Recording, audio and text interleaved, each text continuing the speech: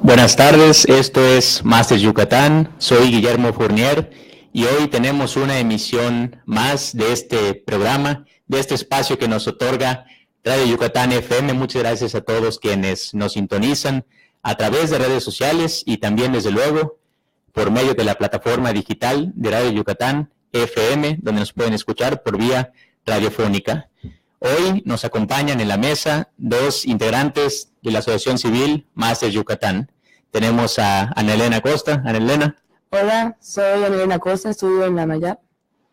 Y también tenemos a Laura Garduño. Laura. Hola, ¿qué tal? Un gusto estar otra vez aquí con ustedes. Además, ellas dos son estudiantes de Derecho, futuras abogadas, y vienen a enriquecer este gran grupo que es Master Yucatán. Pues bien, esta asociación civil lo que busca es promover la comunicación efectiva y el liderazgo. Por tanto, para ello es necesario que todos los miembros de una asociación civil estemos bien informados de qué es lo que ocurre en el acontecer de la vida de Yucatán, conocer nuestro entorno, y para ello siempre este espacio es enriquecedor, ya que podemos hablar sobre distintas ideas, distintos puntos de vista, y de este modo compartir nuestras experiencias. Ambas nos han acompañado en algunas actividades de Master Yucatán. Laura Garduño estuvo con nosotros en la FILEI, la Feria Internacional del Libro del Estado de Yucatán, en la edición de este año, en el cual Master Yucatán tuvo un espacio. Y Laura, ¿nos puedes contar un poco de esa experiencia? Claro, sí, mira, creo que jamás había, hablado en público, más que nada, entrevistado a alguien. Creo que la primera vez fue para lo de la FILEI. ¿Qué te puedo decir? Creo que fue una semana, ¿no?, que estuvimos ahí. Entonces, yo fui, armé preguntas, improvisé demasiado. Estuvo muy padre, me encantó demasiado estar allá con todos los de los máster. Pues, ¿qué te digo? Invité a demasiada gente para que nos vean, más que nada. A los de mi universidad los invité para que estuvieran ahí con nosotros, para que pierdan el miedo a hablar en público, porque pues no cualquiera puede hacerlo, ¿sí me entiendes? Por supuesto, y existe una falsa percepción de que el hablar en público únicamente es para los que desean tal vez aspirar a ser políticos, o a lo mejor solamente es para los abogados o los comunicólogos, pero no es cierto. Realmente la habilidad de expresarse ante un público es fundamental en cualquier área de desempeño profesional. Claro, porque pues, no cualquiera puede hacer eso, ¿sí me entiendes? Cualquier persona entra en un estado de ansiedad y no poder hablar en público, ¿no? Desde luego, por supuesto que sí. Bueno, y también Ana Elena nos ha acompañado en una sesión de Master Yucatán que llevamos a cabo en la Universidad Anáhuac Mayab, en la cual ella estudia. ¿Nos puedes comentar algo al respecto? Pues la verdad fue una experiencia increíble, porque fui parte del comité en el que pues identificábamos las faltas del orador. Yo tenía pues una campanita que identificaba las muletillas del orador, que pues yo creo que la gente no se da cuenta, como ahorita acabo de hacer. Dije, pues, en un discurso no se debe utilizar esa clase de, como digamos... reiteraciones. Ajá, exacto, porque baja ese nivel de calidad de comunicación. Claro. Sí, desde luego de eso se trata, de que poco a poco vayamos perdiendo el miedo a hablar en público y desarrollando ciertas habilidades. Así es. Bueno, nos acompaña hoy el invitado especial de esta emisión, el maestro Omar Arturo Pacho y Sánchez. Él es licenciado en Derecho por la Universidad Nacional Autónoma de México y también tiene una maestría en Administración Pública por la Universidad Anáhuac Mayab, además de tener una larga carrera en el servicio público. Maestro, te pedimos por favor que nos compartas un poco de esa trayectoria, que sabemos que es vasta. No, muchísimas gracias, les agradezco muchísimo la invitación, Guillermo, a todos ustedes. Me da mucho gusto verlos, y desde luego que para mí es un honor el estar aquí con ustedes. Yo también vengo a aprender, no obstante que sí, como bien comentas, tengo ya más de 50 años en la administración pública, y también esto lo he combinado con clases en algunas de las universidades. O sea, es un complemento, y para mí realmente ha sido siempre un reto importante la administración pública, y más que ahora vemos con mucha tristeza que los servidores públicos estamos calificados muy mal. O sea, la gente piensa que no cumplimos y a lo mejor en parte tienen razón, pero yo creo que como en todas las cosas de la vida hay de todo, habemos de todo. Y a lo mejor por unos cuantos, pues realmente nos etiquetan al resto. Pero yo conozco gente muy honesta, gente muy trabajadora y gente que ha dado su vida en la administración pública, lo sigue haciendo, y creo que lo que nos hace falta es tener bases mucho más firmes y que la gente tenga convicción en primer lugar, en segundo lugar, honestidad, que entienda la honestidad con principios éticos, transparencia, rendición de cuentas.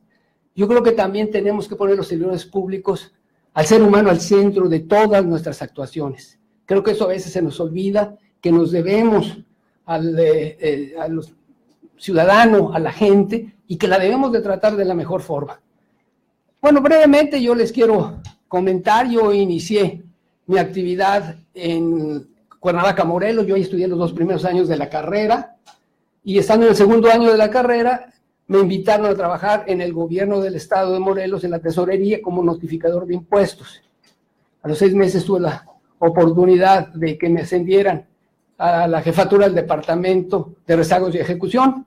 Y en el 68, curiosamente, regreso al Distrito Federal, ahí con mi familia, y sigo dentro de la misión pública. Estuve en la Secretaría de Obras Públicas, estuve en el Registro Federal de Automóviles, y después en Comisión Federal de Electricidad. Yo creo que esa es una de las actividades que más me marcaron en mi vida por 3 cosas. Primero, porque yo manejaba un programa a nivel nacional de electrificación rural. Tuve la fortuna de conocer a todo nuestro bello país, de conocer a todos los gobernadores de esa época y sobre todo estar muy en contacto con las comunidades que se iban a electrificar. Nosotros tenemos un programa de promoción que íbamos siguiendo la planeación, ahí también aprenden la planeación de donde se iba a tender una línea de energía eléctrica y veíamos qué poblados que estaban alrededor podían contar con energía eléctrica y también después prepararlos para usar la energía en forma productiva. No los canso, tengo también la fortuna de regresar a Yucatán, la tierra de mis padres, aunque yo nací en el Distrito Federal, mis padres son yucatecos, y aquí en Yucatán, bueno, pues fui delegado federal de pesca, posteriormente fui administrador de la aduana de Progreso, fui director de lo que es ahora la API, que antes era la empresa de servicios portuarios. Me tocó la construcción del puerto de altura y la operación del puerto en ese momento. Posteriormente fui el primer subdelegado del IMSS, la Mérida Norte, la creamos en esa época. Después fui director del centro SCT, ahí también se hicieron muchísimas cosas en ese periodo. Posteriormente me invitaron a regresar a México, a Fonatur, a ver a nivel nacional el turismo. Curiosamente también estuve en el IMER, Instituto Mexicano de la Radio. Después aquí en Yucatán regresé y fui regidor del Ayuntamiento de Mérida, director de Desarrollo Económico y ahora soy coordinador de la Comisión Nacional de Derechos Humanos. Así a grandes rasgos. Entonces sí he estado en diversas actividades, siempre como servidor público y siempre con esa inquietud de servir a la gente. Una vasta experiencia, de verdad. Y con todos estos años de experiencia con la gente, ¿qué puede notar de la población mexicana en cuanto a, pues, cuánto se compromete a que no solo debe pedir al servidor público, sino igual hacer? Sí, yo creo que es muy importante. Yo cuando platicaba con los compañeros y amigos de la escuela, yo les decía que para mí debe de existir una agenda del buen gobierno. En primer lugar, lo que decía, honestidad, transparencia y rendición de cuentas. Segundo lugar, un gobierno profesional. Qué bueno que se están preparando, por eso me da mucho gusto cuando veo a todos los jóvenes y no tan jóvenes, que por yo entré ya muy tarde a la maestría, que se están preparando. Un gobierno de calidad. Necesitamos hacer las cosas bien y a la primera. Necesitamos un gobierno ya electrónico, que veamos y utilicemos todas las tecnologías. Necesitamos también un gobierno que simplifique los trámites con una mejora regulatoria. Necesitamos un gobierno barato, que no sea tan caro, que no veamos esos guardaespaldas, coches. Y termino con tu pregunta, un gobierno con la sociedad, un gobierno que realmente tome en cuenta a la gente para lo que va a hacer, para que se vea que lo que se está haciendo es en beneficio de la gente, y explicarles cuando no se puede, porque también a veces me decían, y también lo platicamos en clase, hay veces que uno dice que queremos, en lugar de hacer una biblioteca, pues queremos un campo de fútbol. Bueno, hay que explicarles exactamente si tienes ya otro, si hay otras prioridades, pues hay que verlos, pero hay que oír mucho a la gente y trabajar con ella. O sea, ahí sí creo, contesto un poco tu pregunta, creo que es importantísimo trabajar con la gente, oírla, escucharla, servirla, porque con eso también cuida más lo que tú haces. Si tú les haces algo y no lo quieren, no lo han pedido, pues no pasa nada. En cambio, si lo pidieron y lucharon por él, seguro que lo van a cuidar más y van a exigir que se termine lo que se inició. Claro, creo que es un punto muy importante, ya que, pues, o sea, ¿qué es lo que escuchar lo que pide la gente, no? Pues, o sea, entiendo de que puede ser un cargo un poco pesado, ya que, wow, cuánta gente no pide cosas, ¿no? O sea, sus necesidades, hay que ver las necesidades de la gente. Priorizar sobre todo. Exactamente. Y yo creo que aquí lo dividimos en dos cosas. Una, hay alguna parte que piden, sobre todo cuando estás en dependencias donde tú puedes darles un servicio, hacerle una carretera, y hay otra donde, y lo platica también, en este trabajo que tengo actualmente, escuchamos muchísimo a la gente, la atendemos, porque la gente está también muy necesitada de que la escuche, no para pedirte cosas, para que la escuche en sus trabas que tienen, que fui al Seguro Social y que me dijeron que no había medicamentos. Nosotros, porque es una de las partes más fuertes que vemos, hacemos una gestión inmediata, acompañamos a la gente a que se les surta la medicina. Si no la tiene el Seguro Social, ellos tienen las facultades para subrogar el servicio y que una farmacia te atienda. No te pueden dejar, es un derecho humano la salud. Y los acompañamos. Por eso es un poquito lo que dices. Sí, hay que escucharlos, pero también acompañarlos y ayudarlos a resolver esos problemas, ¿no? Es que al final es una relación recíproca, ¿no? Entre Estado y el pueblo, pero al final tiene este peso el Estado de que tiene que proveer al pueblo. O sea, si no el pueblo, ¿cómo se sustenta? Sí, y yo creo que esto es, aquí lo importante también es que la ciudadanía también vaya aprendiendo a ser ciudadanos. Esto, la verdad, se habla mucho, pero a veces nos falta también eso. Exigir y también saber que es derechos y obligaciones, porque a veces nos enseñan mucho el que tenemos muchos derechos, pero a veces no sabemos que tenemos también obligaciones. Y a veces tan sencillas como no tirar la basura en la calle o no pasarme el alto. O sea, hay obligaciones como ciudadanos que debemos de cumplir. Claro. Y los servidores públicos debemos también entender que tenemos obligación de atender y escuchar al ciudadano. Correcto, la responsabilidad social es cosa de todos. Totalmente. Maestro, y tras tantos años ya de servicio público, ¿cómo podría usted diferenciar la administración pública de hace algunas décadas y la administración pública o el panorama de la administración pública actual? Mire, yo creo que estamos avanzando, como el país ha avanzado, hay cosas que realmente son mucho mejores, se trabaja mejor, gente más profesional, gente más comprometida, usando también las tecnologías. En nuestra buena época, pues ya quisiéramos tener una computadora o tener maquinitas así de si se equivocaba tenías que borrar 10 copias. Creo que se ha avanzado, creo que sí vamos avanzando, sí siento que hay todavía muchos problemas y creo que también no toda la gente tiene, en primer lugar, esa vocación de servicio, entender que para ser servidor público tienes que servir a los demás, estar a las órdenes, son nuestros jefes, ¿no? Y ahí a lo mejor hay una confusión también en esto, que están también muy mal evaluados también los servidores públicos. Como digo con todo respeto, aquí a lo mejor hay muchos políticos destacados. Muchas veces también hay una mezcla entre político y servidor público. Sí. Yo creo que el servidor público debe conocer de política, debe conocer, le debe gustar también, pero debe de tener una actividad diferente. El político, lamentablemente, y así lo digo, y a veces en broma, está pensando más en las siguientes elecciones. ¿Cuántos votos voy a tener en lo que yo voy a hacer cuando llegue a tener un puesto? El servidor público me parece a mí que tiene que pensar en cuántas generaciones voy a beneficiar con la toma de decisiones que voy a dar, con lo que voy a hacer, con la política pública que se va a aplicar, a cuántas generaciones voy. Y lo veía, yo fui regidor y teníamos a veces, y ahora me he tocado clases con varios regidores, y veíamos que muchos, su mentalidad es, bueno, de aquí a dónde voy a brincar, ¿qué voy a hacer? A mí me parece, cuando fui yo regidor, y a lo mejor se oye mal que no hable de uno, pero yo les decía a los alumnos que a veces los viejitos tenemos la ventaja a veces de decir ciertas cosas de lo que nos ha pasado, que es la experiencia, la suma de aciertos y de errores. Y yo les decía, hay programas muy buenos como Micromer, por ejemplo, que yo soy en el Ayuntamiento de Mérida. Lo único que hicimos es poderlo mejorar. Abrimos 3 diferentes cajones, le llamábamos, para darles apoyos financieros a jóvenes, a innovadores y a los que cuidaran el medio ambiente. Y acompañados de una capacitación. No nada más te presto dinero como es el Micromer. Claro. O sea, era un programa muy bueno, es muy bueno. Ujú. Pero algo que puedes adicionar. Porque también muchas veces llega el servidor público y 2 cosas. O quita todo el personal o quita todos los programas. Y yo creo que es un error. Y eso está muy bien, la capacitación, porque al final el gobierno nos puede dar muchas cosas, muchos recursos, pero al final lo que necesitamos es seguir produciendo y sustentarnos como personas. No podemos esperar que el gobierno nos dé todo. También. Uh-huh.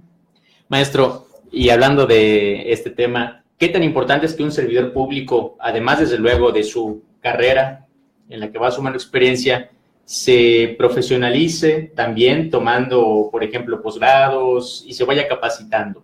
No, yo creo que eso es fundamental. Por lo mismo que tú preguntas cómo ha cambiado, en mi época era raro, lo decía, aunque sí había muchos maestros en Derecho o doctores, pero eran los menos.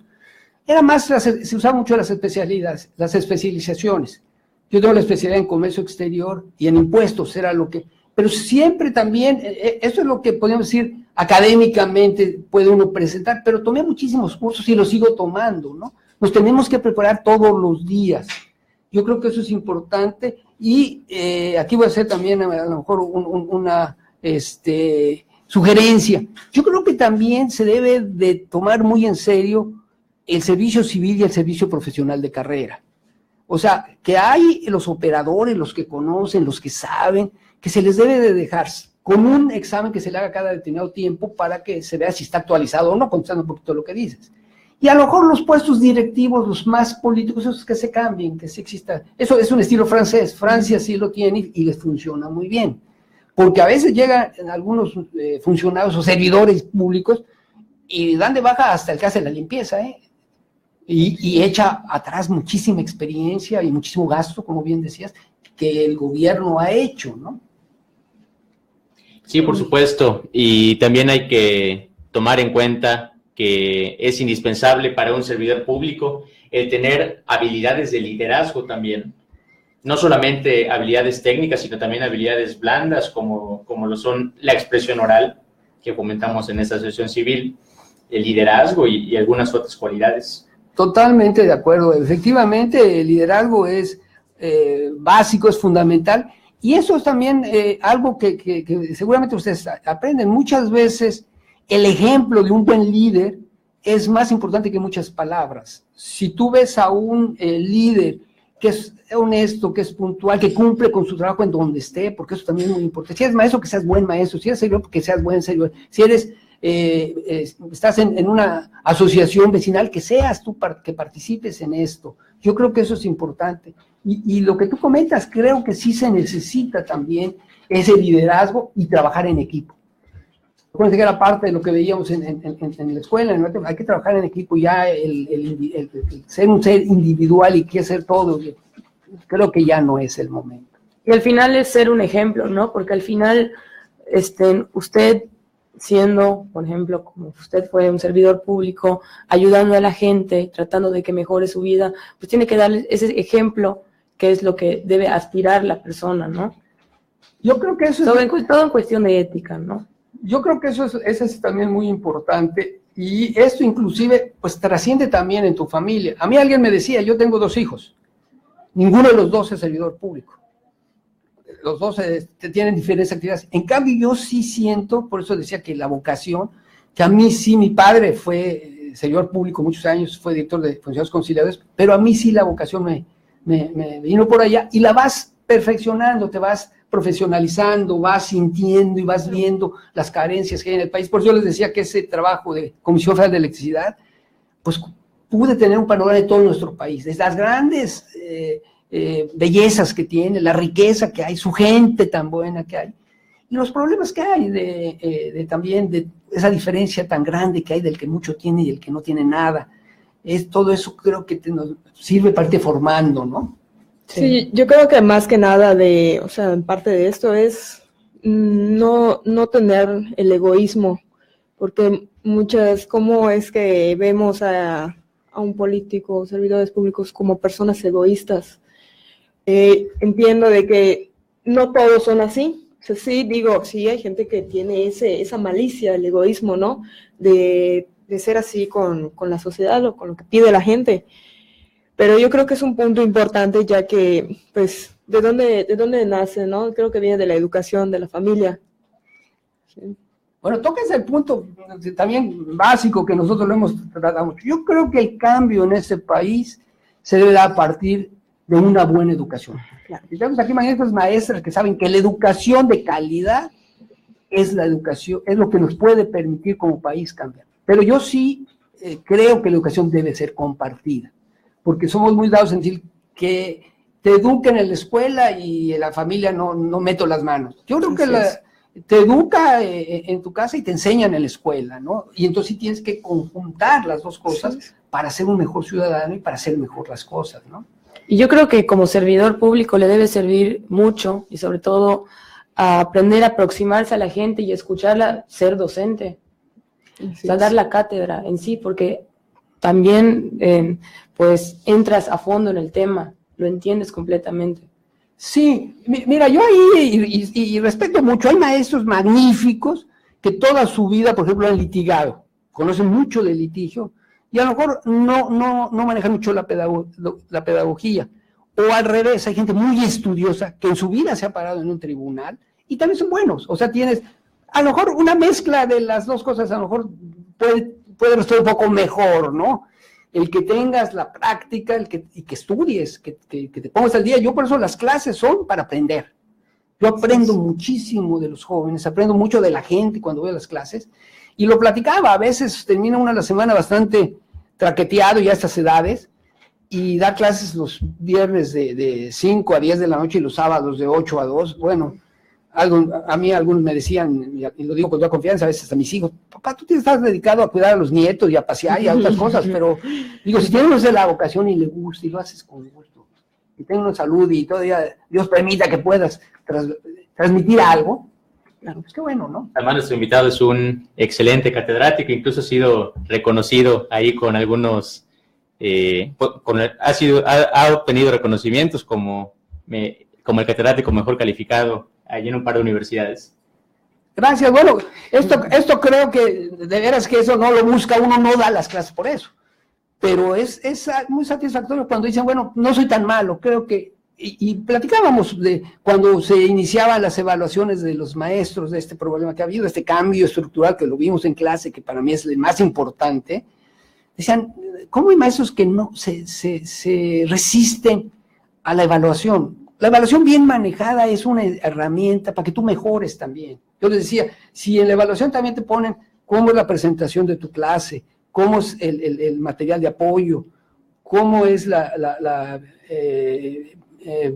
bibliografía que manejas, como todo esto, y si estoy fallo en algo, pues voy a mejorar para el siguiente curso, ¿no? Esa evaluación sirve para uno, ¿no?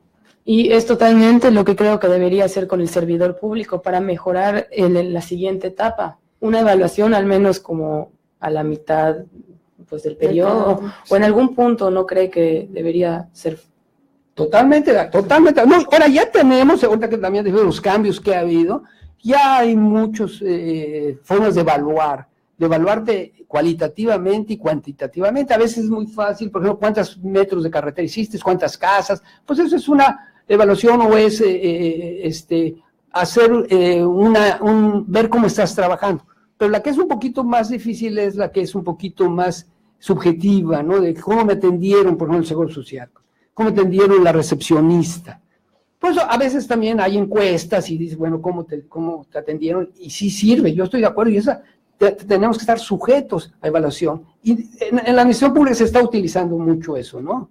El que nos evalúen, el que nos estén midiendo y por resultados, ¿no? Presupuesto por resultados.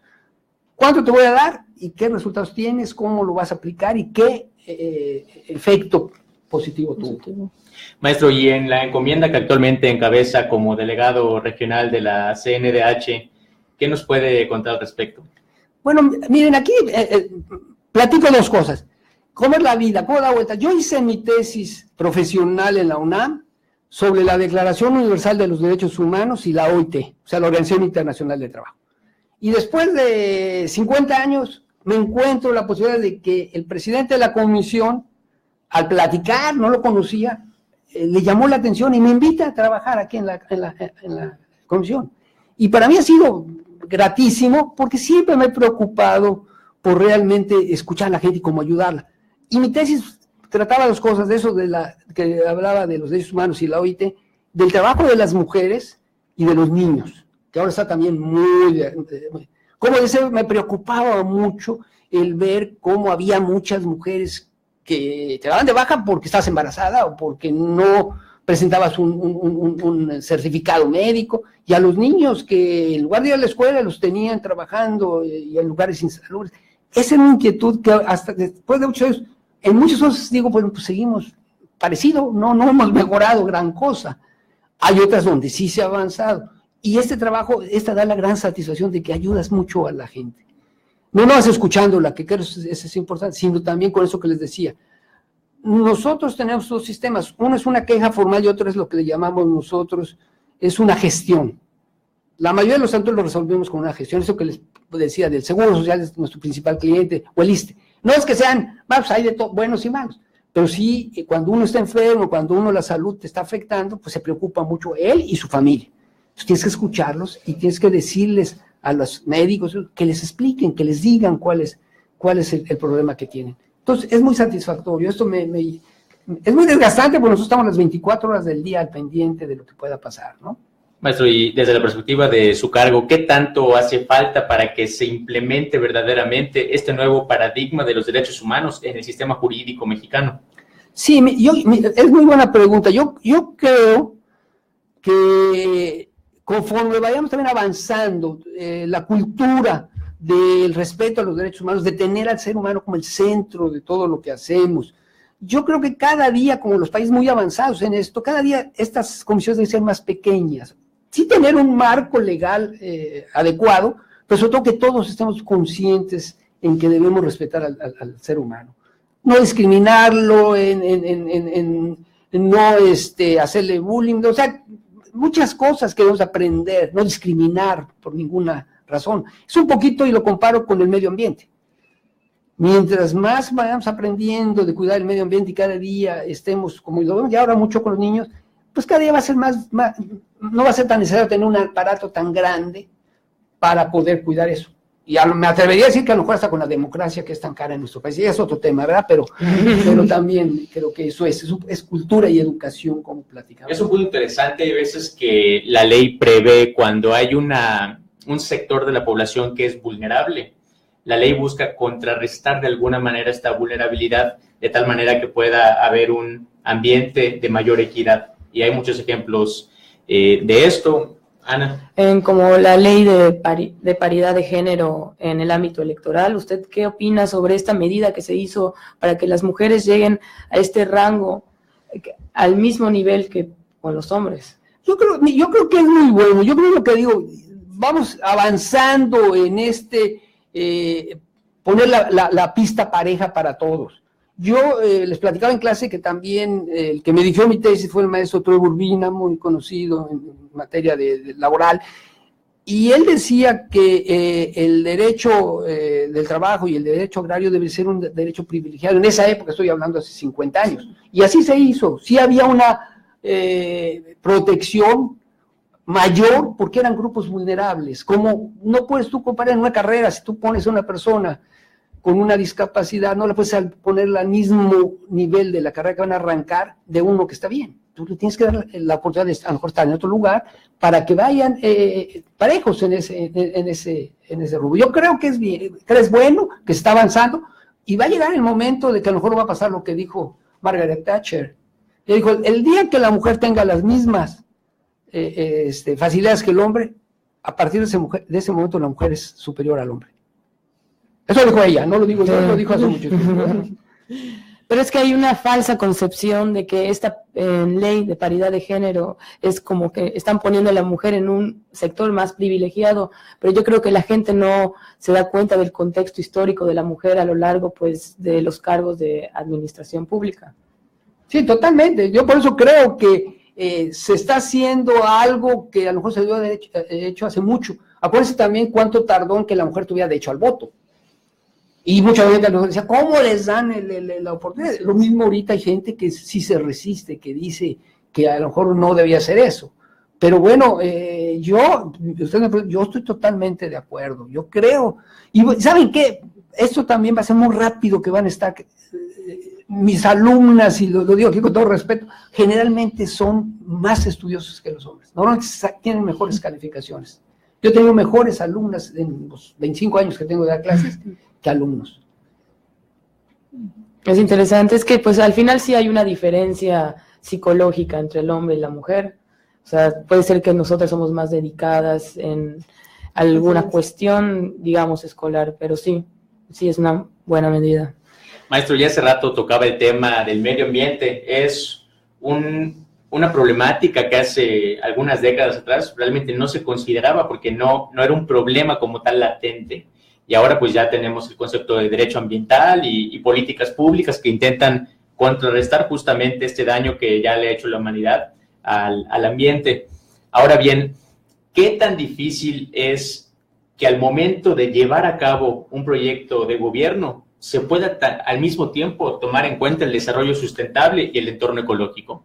Mira, esta también otra pregunta también bien interesante y a lo mejor con una experiencia personal, porque a veces me han dicho esto, bueno, pues tú hablas muy bien de muchas cosas muy buenas, pero problemas que has tenido, pues desde luego que los servidores públicos tienen muchos problemas y uno es relaciona esto y ustedes a lo mejor lo conocen y lo tienen muy claro.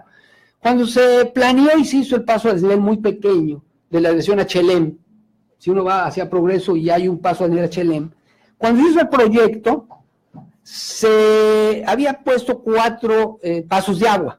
Ese es el proyecto, me presentaron a mí como director del centro ese. Cuando lo llevo, en ese tiempo creo que era CEDUE, si mal no recuerdo, era la que regulaba esto, me dice el delegado. Y me acuerdo muy bien que me dijo, Omar, estás mal. Son muy pocos pasos de agua, eso vas a matar tienes que hacer por lo menos 8.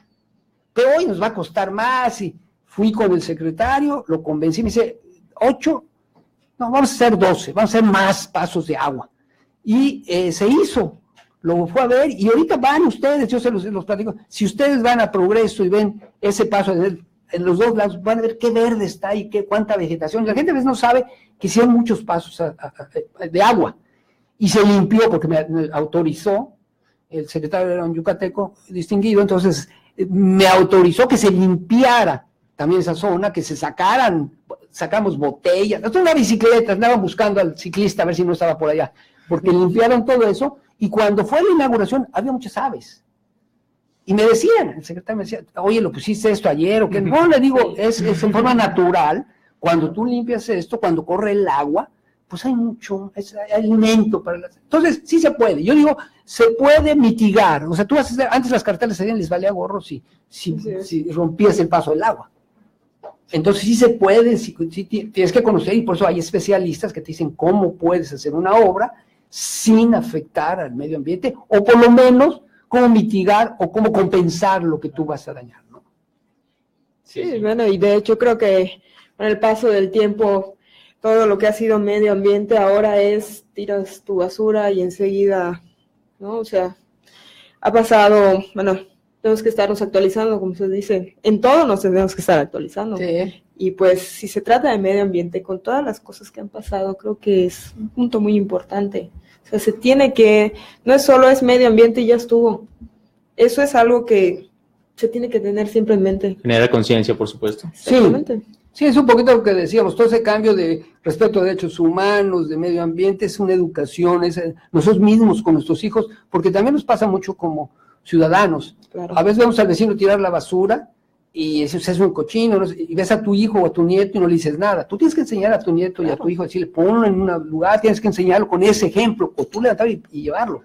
Porque también somos dados a eso, lo digo con todo respeto, a veces que sea el otro el que haga la cosa, no yo, ¿no? Pero también es una cuestión de responsabilizarse, porque como usted dijo, si vemos al vecino tirar basura y no la recogemos, o sea, decimos es basura ajena, no lo tengo que hacer, pero al final somos una comunidad, somos un ser humano social que tenemos que vivir en sociedad y es poner cada quien de su parte. Sí, tiene razón. Aquí lo importante sería que el vecino no la tirara, porque es una responsabilidad de él. Ahora, tú dices, yo voy a hacer mi labor social, a veces yo quiero, la voy a levantar y la voy a poner. Pero no puedes hacer todos los días porque si no también eso nos ha pasado en nuestro país, que nos malacostumbramos. Decimos, el vecino va a recoger siempre la basura de lo que yo digo. Sino aquí lo ideal, o hablar con ellos. A veces dice, oye, vecino, pues no, esto nos afecta a todos. Sí. Ahora, como país, a veces tenemos vecinos que dicen que el medio ambiente no. Bueno, pero... Oiga, maestro, aquí tenemos en la mesa a dos miembros de máster que además son estudiantes de Derecho. Y he observado que entre muchos alumnos de las escuelas de Derecho hay inquietud por incorporarse en un futuro al servicio público. ¿Qué consejo les daría a aquellos estudiantes, bueno, no solo de Derecho, sino cualquier estudiante de cualquier carrera que quisiera ser un servidor público? Bueno, yo te decía casi empezando la plática que yo creo que se necesita mucho que un análisis, creo que para cualquier carrera y para cualquier actividad que te quieras dedicar. Es tu vocación. Si tú realmente tienes la vocación de servicio, si tú realmente quieres servir, si eso creo que me va a hacer que sea mejor, pues hacia ese lado hay que ir, hay que prepararse, hay que estudiar y cuando te den la oportunidad, hacerlo bien. Porque también pasa mucho eso, a veces dan una oportunidad y muchos creen que te sentaron, primero que así es para toda la vida y no es cierto. Segundo, que creen que al sentarse ya son los jefes y saben todo. Tercero, que eso es lo más triste, que a veces se contamina y te dicen, no, es porque si mi jefe no es honesto, yo tampoco lo voy a hacer. Tú tienes que denunciar y tienes que decir, o sea, que no te dé miedo por realmente decir quién no está actuando bien, ¿no? Entonces yo creo que pero la vocación y esa idea de servir, del servicio, yo quiero servir a los demás, ¿no? No servir, ahora si quieres ser empresario, pues a lo mejor, ahí sí, a lo mejor quiero hacer dinero, o quiero ser doctor, yo quiero también salvar vidas, o sea, por eso creo que la vocación es muy importante, ¿no? Desde luego, aunque tampoco hay que olvidar que todos los ciudadanos, desde el ámbito en el que nos desempeñamos profesionalmente, estamos llamados también a contribuir a la comunidad. Totalmente lo que te decía, tenemos que pensar también a hacer ciudadanía, tenemos que ser más ciudadanos todos, no nos va a por todos, y sobre todo ahora que se abre la oportunidad de escuchar al ciudadano, ¿no? Desde luego. Bueno, pues muchas gracias a todos quienes nos mandan comentarios a través de redes sociales. A continuación, Laura va a leer algunos de estos mensajes y si hay alguna pregunta, desde luego, para el invitado, podremos contestarla. Sí, con mucho gusto. Aquí dice Icha García, saludos Rafael Acosta, un fuerte abrazo, aquí estoy con tu hija en el programa Buena Máster. Ahí está, un saludo también a la familia. Igual me mandan saludos a mí también, Alejandro Ávila Góngora, saludos. Aquí dice diputada Olga Abraham, saludo de Ichi García también. Y a ver, ¿qué dice aquí?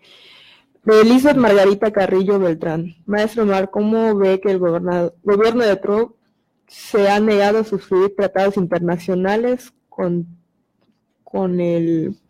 ¿qué? ¿Ah? Como el Kioto. Ajá, como el Kioto me parece, y similares para proteger el medio ambiente. No está atentado en contra de los derechos humanos de mis... Ok, no lo entiendo.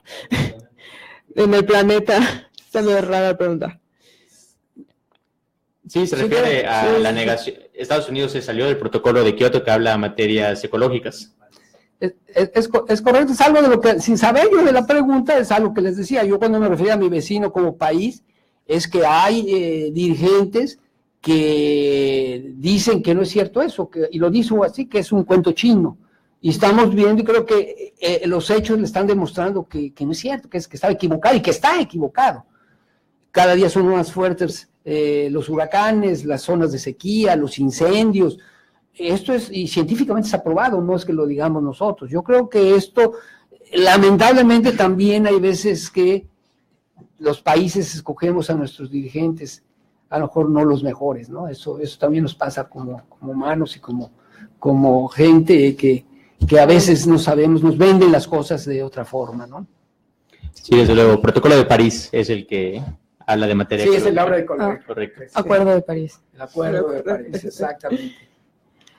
Muy bien, ¿alguna otra pregunta, algún otro comentario por ahí? A ver, te buscamos uno. Le agradecemos a todos, hay mucha actividad, no podemos desde luego leer todas las opiniones, todos los saludos, pero desde aquí un saludo para todos aquellos que nos sintonizan. Claro. Muchas gracias por sus likes y muchas gracias por sus comentarios. Claro, y si terminando el programa y después hay la oportunidad de que me pasen algunas de las preguntas o algunos de los comentarios, pues les vuelvo a decir, a mí me sirve esto para seguirnos preparando y seguir haciendo las cosas de la mejor forma, ¿no? Porque seguramente ha de haber algunos que no están muy de acuerdo con mi forma de ver, pero bueno, es el principio también de la tolerancia y de respetar a todo el mundo, escuchar a todos, a lo mejor no estamos de acuerdo con ellos, pero hay que escucharlos.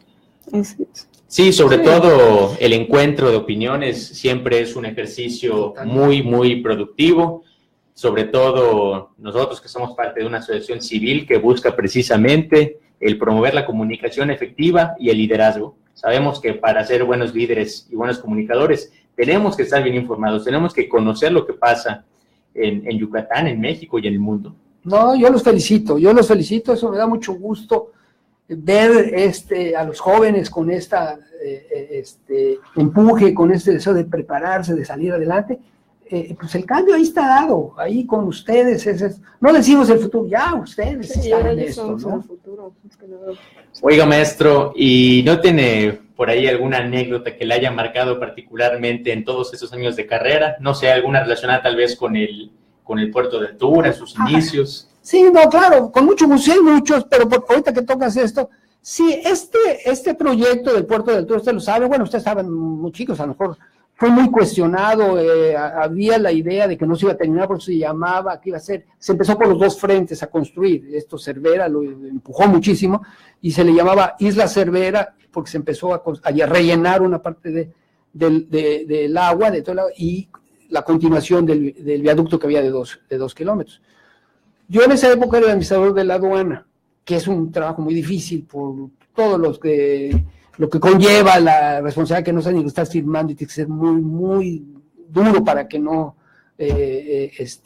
suceda algo que no debe ser. Y me invitan a lo del puerto de Altura, me dicen, mira, va a ser la obra más importante de la Secretaría de Comunicaciones y va a ser Puertos Mexicanos. Entonces, queremos que tú te hagas cargo de esa obra.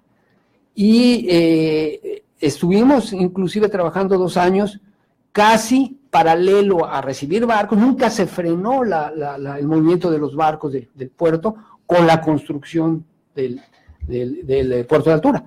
Aquí hubo una cosa muy curiosa que afortunadamente el que era el secretario de Programación y Presupuesto después quedó como presidente y siguió con el proyecto, entonces no quedó como Isla Cervera, sino un gran proyecto que ha crecido 3 veces más de lo que se pensaba.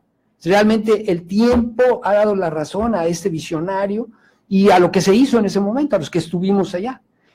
Nosotros, así como decíamos, a veces decíamos, como están por dos frentes, que ojalá se pongan de acuerdo y lleguen al mismo tiempo, no sé, que uno se vaya para un lado y otro para el otro, no, decíamos así nomás. Y lo que también nos llamaba mucho la atención es de que todos pensaban que se iba a tener que parar la operación del puerto por tanto camión que iba circulando todos los días y regresar. Entonces, la logística tuvo que ser muy precisa, había casi cada 3 minutos circulando un camión en uno u en otro sentido. Y en una de esas veces venía un barco con papel para periódico, y se echó a perder una de las grúas. Y entonces dijimos, bueno, ¿qué nos va a pasar? Y la gente de ahí de la empresa de servicios portuarios dijo, nosotros la arreglamos. Querían llamar a una empresa que venía de México, nosotros, oye, pero si se cae esto, si vamos a meternos en uno, pues para periódico. No les hago el cuento largo, lo compusieron como buenos mexicanos, creo que hasta acá un alambre con lo que pudieron, y se hizo la operación y no tuvimos ningún problema. Excelente, pues les invitamos a todos quienes nos escuchan y nos sintonizan a que nos sigan a través de redes sociales como Masters Yucatán. También mandamos un saludo, desde luego, a todos los miembros de la Asociación Civil Masters Yucatán que nos sintonizan. Pues cerramos el programa y así nos despedimos. ¿Un último mensaje, Ana Elena? No. Laura. Pues un gusto estar otra vez aquí con ustedes. un placer haber estado aquí con usted y pues que nos platique un poco de lo que hace un servidor Maestro, público. agradecerle nuevamente su presencia y Laura le va a entregar un diploma de parte de la Asociación Civil, desde luego de parte de nuestro presidente Jordi Abraham. No, muchas gracias a ustedes, gracias por la invitación y los felicito. Tenemos el reconocimiento. Muchísimas gracias. Ahí está. Y 1 de noviembre, un buen día. Sí, sí.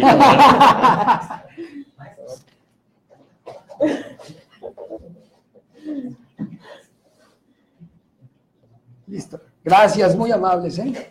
Muchas gracias, maestro.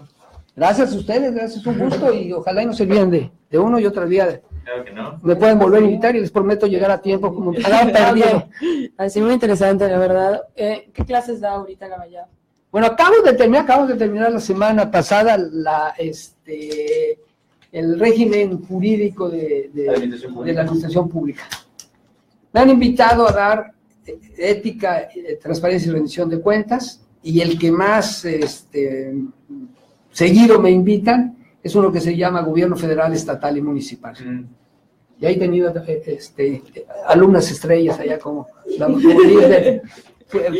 Oye, no quería preguntarle eso porque creo que es un poquito polémico, pero ¿qué opina de la situación de las cárceles en Yucatán? A ver. ¿Están? Bueno, pues únicamente despedirnos. Muchas gracias por sintonizarnos a todos los radioescuchas y les esperamos en una siguiente emisión de Masters Radio. Gracias.